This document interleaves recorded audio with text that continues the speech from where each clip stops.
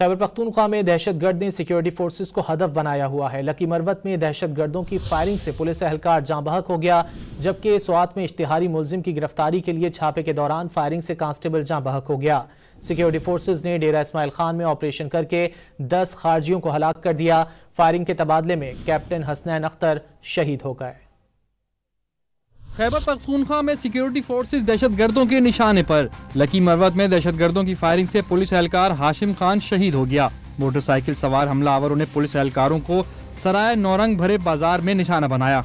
दहशतगर्द शहीद पुलिस एहलकार का असलहा भी लेकर फरार हो गए। सवात में फायरिंग से कांस्टेबल जाँ बहक जबकि इंस्पेक्टर जख्मी हो गया। पुलिस ने फिजागढ़ के मुकाम पर इश्तिहारी की गिरफ्तारी के लिए छापा मारा था। दूसरी जानिब डेरा इस्माइल खान में सिक्योरिटी फोर्सेस के ऑपरेशन में 10 खारिज मारे गए। फायरिंग के तबादले में कैप्टन हसनैन अख्तर भी शहीद हो गए। ISPR के मुताबिक कार्रवाई खुफिया इत्तला पर की गई। दहशतगर्दों के कब्जे से हथियार और गोला बारूद भी मिला है। हलाक खारिज सिक्योरिटी फोर्सेस पर हमलों और शहरियों के कत्ल में मुलविस थे। सदर मुमलिकत आसिफ अली जरदारी और वजीर आजम शहबाज शरीफ ने डेरा इस्माइल खान में फितना अल खारिज के खिलाफ कामयाब कार्रवाई पर सिक्योरिटी फोर्सेस को सराहा, जबकि ऑपरेशन में शहीद कैप्टन हसनैन को खराज अकीदत पेश किया। वजीर आजम ने दो टूक अल्फाज में वाज़ेह कर दिया कि दहशतगर्दी के मुल्क से मुकम्मल खात्मे तक जंग जारी रहेगी। पूरी कौम अफवाज पाकिस्तान के शाना बशाना खड़ी है।